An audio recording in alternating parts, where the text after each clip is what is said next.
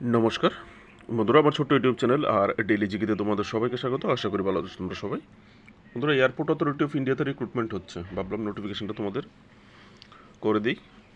এখানে advertisement number হচ্ছে 12/2026/CHQ/DR-CBT।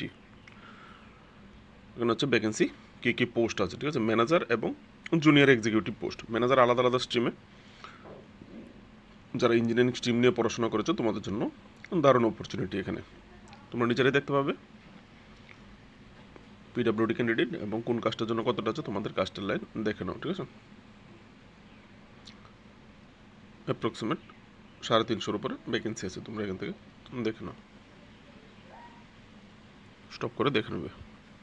এবার হচ্ছে এডুকেশনাল কোয়ালিফিকেশন এবং এক্সপিরিয়েন্স, ঠিক আছে। পোস্টের নাম, তারপর এডুকেশনাল কোয়ালিফিকেশন, তারপর হচ্ছে experience.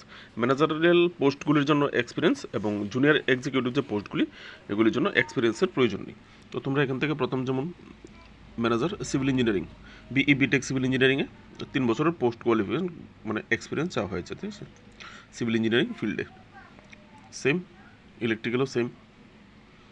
Manager finance, MBA finance, or দেওয়া আছে, অর দেওয়া আছে, যে কোনো একটা হলেই হবে, ঠিক আছে। অর দেওয়া আছে মাঝখানে, যে কোনো একটা কোয়ালিফিকেশন হলেই অ্যাপ্লাই করতে পারবে। Charter accountant, chartered finance analyst, এরকম যে কোনো একটা 3 বছরের এক্সপিরিয়েন্স। ম্যানেজার ইনফরমেশন টেকনোলজি, আপনাকে দেখে নেবে, অবলিক দেওয়া আছে, যে কোনো একটা কোয়ালিফিকেশন হলেই হবে, এক্সপিরিয়েন্সও অবলিক আছে।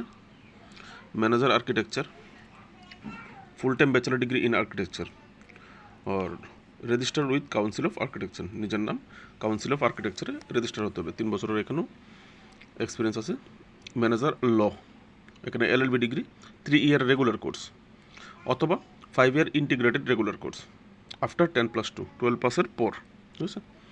আর বার কাউন্সিলে তোমার নাম রেজিস্টার থাকতে হবে। 3 year experience. Manager fire service, এখানে full time regular bachelor degree in engineering, B Tech in fire engineering অথবা মেকানিক্যাল ইঞ্জিনিয়ারিং অথবা অটোমোবাইল, 3টে স্ট্রিমের মধ্যে যে কোনো একটাতে বিটেক থাকলেই হবে। আর এখানে বলা হয়েছে post qualification work experience in 3 year in the field of fire service, মানে এরকম ফায়ার সার্ভিস ফিল্ডে 3 বছর কাজ করার অভিজ্ঞতা থাকতে হবে, ঠিক আছে, বলা হয়েছে।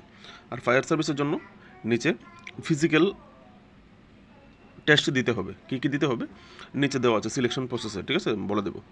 Manager operation, graduate in science and full time regular MBA, 2 year MBA, ঠিক আছে। সায়েন্স স্ট্রিমে BSc সঙ্গে 2 বছর MBA অথবা full time regular bachelor degree in engineering, BTech হলেও হবে, ঠিক আছে। ব্যাচেলার ইঞ্জিনিয়ারিং ডিগ্রিতে হলেও হবে, ঠিক আছে। BSc যদি না থাকে তাহলে বিটেক, 3 বছর এক্সপিরিয়েন্স দেখে নেবে। Manager commercial, graduate and full time MBA, 2 বছরের স্পেশাল মার্কেটিং স্পেশালাইজেশনে MBA অথবা full time regular bachelor degree in engineering, B Tech.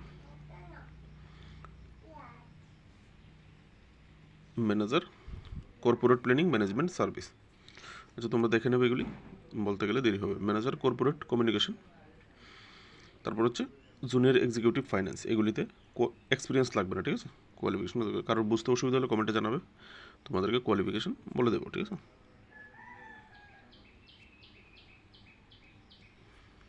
এই হচ্ছে কোয়ালিফিকেশন। এখন হচ্ছে এজ লিমিট। ম্যানেজার যে পোস্টগুলি আছে, ম্যানেজার পোস্টগুলির জন্য ম্যাক্সিমাম 32 বছর জেনারেল ইউআর ক্যাটাগরি যারা আছো। আর জুনিয়র এক্সিকিউটিভ যে পোস্টগুলি আছে ম্যাক্সিমাম 27 বছর জেনারেল ইউআর ক্যাটাগরির জন্য, 7 সেপ্টেম্বর 2026 অনুসারে, ঠিক আছে। আর এখানে দেখো এজ রিলেকেশন দিয়েছে SC/ST 5 বছর, OBC NCL 3 বছর, এরকম করে PWD 10 বছর, এরকম করে দেওয়া আছে, ঠিক আছে। এখানে দেখো PWD 10 বছর দেখে নেবে। ক্রাইটেরিয়াটা দেখে নেবে এখানে। তারপর হচ্ছে ইম্পর্টেন্ট ডেটস, অ্যাপ্লাই শুরু হতে আর একটু টাইম বাকি আছে, ঠিক আছে। নোটিফিকেশন আসছে তাই তোমাদের করে দিলাম, নিজেরা তৈরি হতে পারবে পরীক্ষার জন্য। 8 আগস্ট থেকে 7 সেপ্টেম্বর অ্যাপ্লাইয়ের লাস্ট ডেট। পরীক্ষার ডেট কম্পিউটার বেসড একটা পরীক্ষা হবে, আলাদা করে অফিসিয়াল ওয়েবসাইটে জানিয়ে দেওয়া হবে কবে পরীক্ষা হবে। বেতনক্রম, যার জন্য চাকরি করা সেটা হচ্ছে টাকা, তো টাকা ম্যানেজার পোস্টের জন্য যে টাকাটা দেওয়া হবে 60,000 থেকে 1,80,000 টাকা যে পে স্কেল সেটা দেওয়া হবে, আর প্রত্যেক বছর 3% ইনক্রিমেন্ট। জুনিয়র এক্সিকিউটিভের জন্য 40,000 থেকে 1,40,000 যে পে স্কেল সেটা তোমাদেরকে দেওয়া হবে। ঠিক আছে, সেখান থেকে বাকি অ্যালাউন্সগুলি দেখে নেবে। ইম্পর্ট্যান্ট ইনস্ট্রাকশনস আছে, এগুলি ইনস্ট্রাকশনগুলি ভিতর থেকে পড়ে নেবে। আলাদা আলাদা কাস্টের জন্য আলাদা আলাদা নানা রকম ইনস্ট্রাকশন দেওয়া আছে, এগুলি দেখে নেবে। আমি চলে যাবো এবার সিলেকশন প্রসেসে। সিলেকশন প্রসেস কীভাবে হবে এখানে বলা হয়েছে কম্পিউটার বেস টেস্ট হবে একটা। ঠিক আছে, কম্পিউটার বেস টেস্ট হবে, এখানে দেখতে হবে base in the computer base test objective type. এখানে বলা হয়েছে there will not be any negative marking, মানে এখানে কোনো রকমের নেগেটিভ মার্কিং থাকবে না। যে অবজেক্টিভ টাইপ পরীক্ষাটা হবে কোনো অবজেক্টিভ টাইপ মানে কোনো নেগেটিভ মার্কিং থাকবে না, তুমি সবগুলো কোশ্চেন আনসার করতে পারবে। কত নম্বরের পরীক্ষাটা হবে এখানে কিন্তু স্পেসিফাই করা হয়নি। ঠিক আছে, তো বলা হয়েছে syllabus will be updated after under syllabus column notification, এখানে সিলেবাস কলামে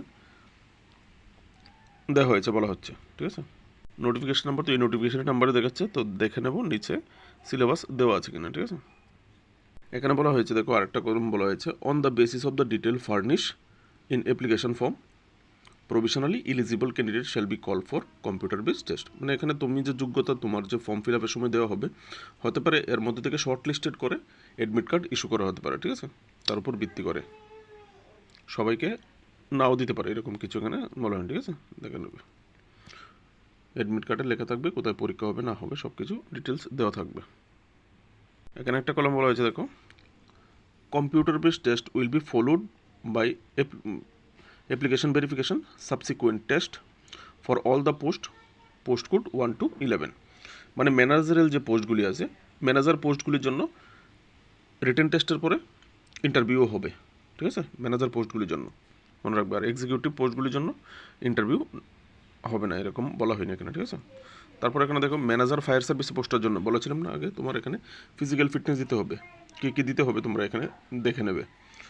এখানে দেখো দ্য ফিজিক্যাল মেজারমেন্ট টেস্ট হবে, ড্রাইভিং টেস্ট হবে, তোমাদের LMB লাইসেন্স থাকতে হবে, লাইট মোটর ভেহিকেল লাইসেন্স তোমাদের থাকতে হবে। ঠিক আছে, অ্যান্ড ফিজিক্যাল এন্ডিউরেন্স টেস্ট হবে, যার মধ্যে ইনক্লুডিং রানিং থাকবে, ক্যাজুয়ালিটি ক্যারিং মানে লিফটিং ক্যারি করে একজনকে তুলে দৌড়ানো, ক্যারিং স্যান্ডব্যাগ বালুর বস্তা তোমাদের নিয়ে যেতে পারে, পুল ক্লাইম্বিং রশ্মি বা পাইপ এগুলি তোমাদের উপরে উঠতে হবে বেয়ে। ঠিক আছে, রুপ ক্লাইম্বিং, তারপর হচ্ছে ফুল ল্যাডার ক্লাইম্বিং মানে সিঁড়ি দিয়ে উপরে ওঠা এরকম, এবং ডিসেন্ডিং ওঠা নামা সিঁড়ি দিয়ে উপরে ওঠা নামা এগুলি তোমাদের কিন্তু করতে হবে। ঠিক আছে,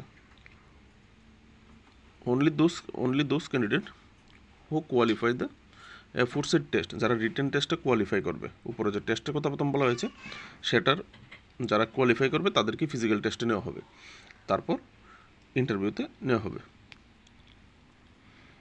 আর ম্যানেজার ফায়ার সার্ভিসের জন্য এখানে আরও ক্রাইটেরিয়া আছে, তোমাদেরকে বন্ডও করতে হবে, 3 বছর কমসে কম চাকরি করবে এমন একটা বন্ডও করতে হবে। ঠিক আছে, এগুলো এখান থেকে দেখে নেবে আরও কী কী ডিটেলস আছে। ম্যানেজার এয়ারপোর্ট অপারেশন এবং জুনিয়র এক্সিকিউটিভ এয়ারপোর্ট অপারেশন এই পোস্টের জন্য বলা হয়েছে light motor vehicle LMB licence লাগবে এসেনশিয়াল, টেম্পোরারি লাইসেন্স হলেও হবে না।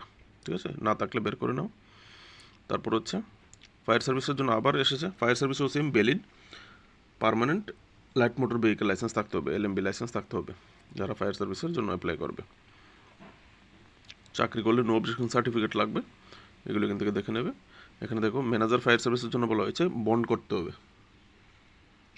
সিকিউরিটি বন্ড, এই যে সিকিউরিটি বন্ড করতে হবে 5 লাখ টাকার, কত বছরের জন্য 3 বছর তুমি কমসে কম চাকরিটা করবে, এরকম একটা বন্ড করতে 3 বছর যদি তুমি চাকরিটা লাগাতার না করো এয়ারপোর্ট অথরিটিতে তোমাকে 5 লাখ টাকা কিন্তু দিতে হবে। ঠিক আছে,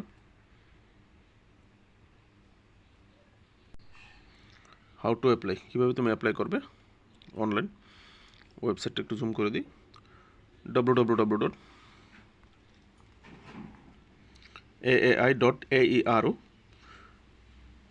গিয়ে কেরিয়ার অপশানে গিয়ে অ্যাপ্লাই করতে হবে। ঠিক আছে, এটা হচ্ছে অ্যাপ্লাইয়ের ওয়েবসাইট। এখানে অ্যাপ্লিকেশন ফি চাওয়া হয়েছে